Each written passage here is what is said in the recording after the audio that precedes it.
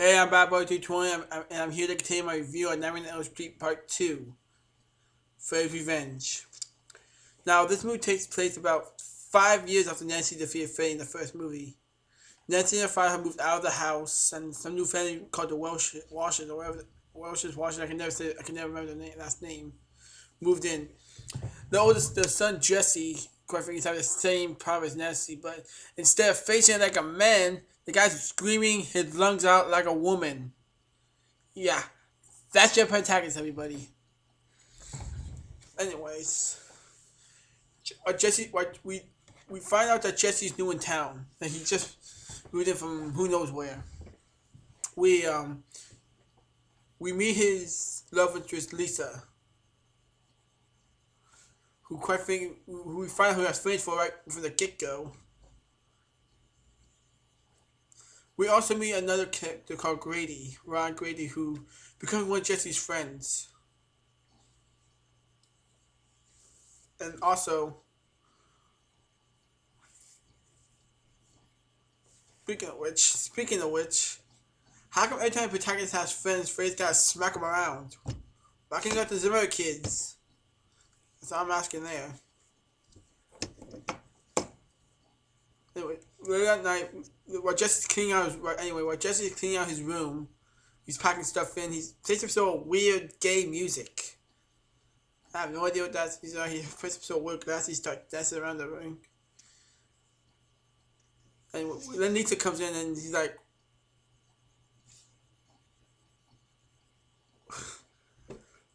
and so anyways, we find out Nancy kept a diary of the diary from her encounters with Freddy. She wrote about how our dreams are are are our fear give him his power, or some crap like that. Jesse falls asleep, and he meets Freddy for the first time. Jesse finds himself outside the house. He looks in the basement, and we see Freddy like pulling his glove out of the lit furnace.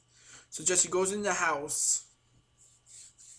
Who, quite frankly, why would you want to go in the house and see some sort of weirdo in your basement? Run for the hills. So Jesse opens his basement door. He sees some guy coming. He cuts the door. He tries to close it. And he's like the door's like jerking. He wasn't afraid that Daddy can't help you now. You got the mind. You got the body. I got the mind. Yeah, pulls his head back, exposing his brains, which I thought was actually pretty cool. The next time we see Freddy when Jesse is forced to run laps from his coach. First of all, so Jesse finds himself he can't sleep. So for some strange reason, he starts wandering out of his house into a gay bar.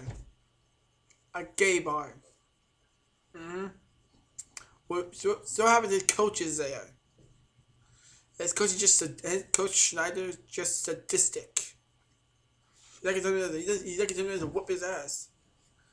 But I'll get that in a minute. I'll get to that in a minute. But Coach Snyder, quite frankly, is even scarier than Freddy. I mean, the guy's wearing like a leather vest, complete with like the guy looks like the guy from what was that? The YMCA guy. The YMCA guys. So and like we go back to the school. But Jesse's running laps around the gym as punishment for. Yeah, the guy's out of school and he's still giving the guy his attention. Yeah.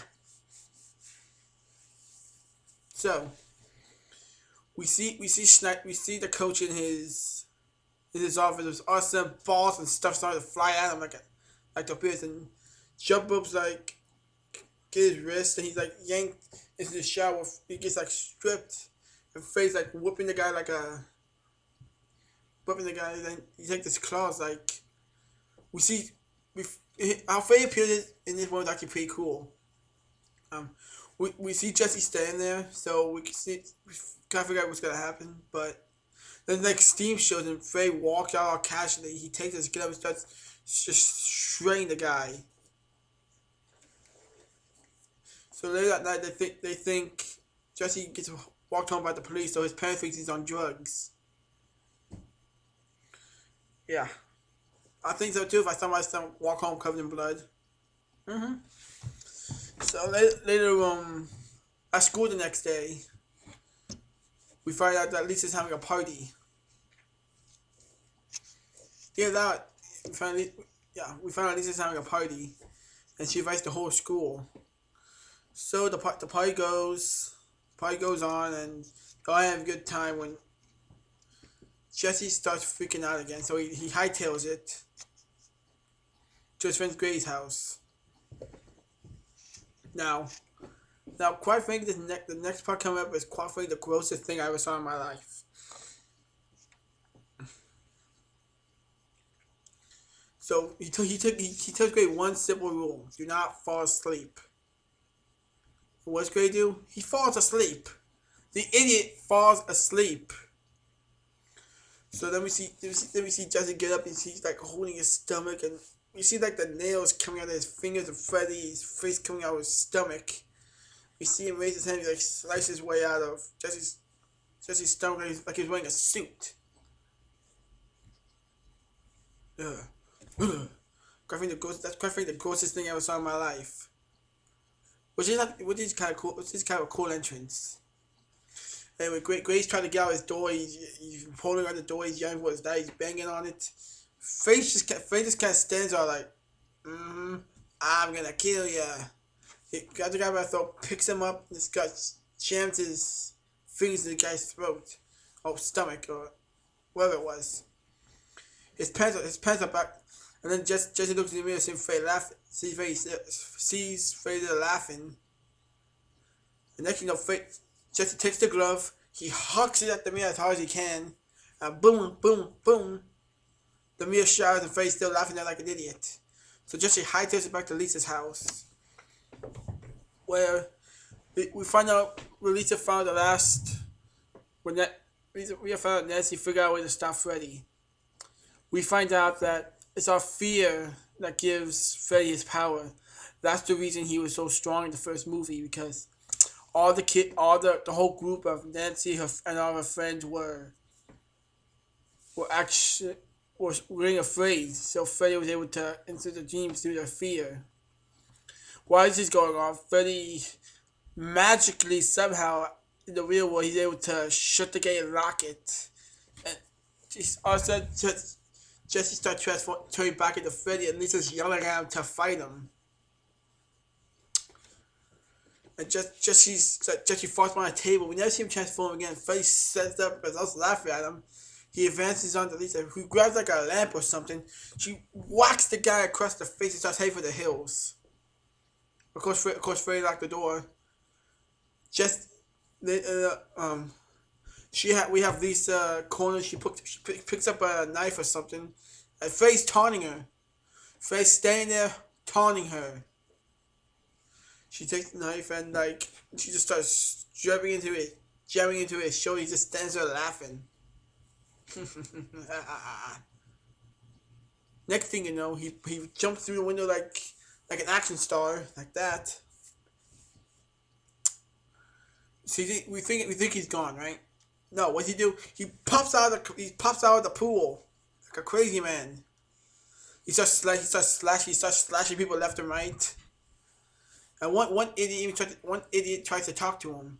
He said, the guy's shaking like he's trying to help Freddy. Freddy grabs the guy, hawks him into a grill or something. Lisa's dad comes out with a gun. Yeah, he has a gun. He picks the gun up. He actually tries to shoot him. Lisa runs out and just wrestles the gun away from him. So then Freddy disappears again. He walks through the bushes or something. In fire, he disappears. So Lisa knows where he is. So Lisa knows where Freddy is because earlier in the movie they found Freddy's boiler room where he took all the kids where he killed. Lisa then follows Freddy there, where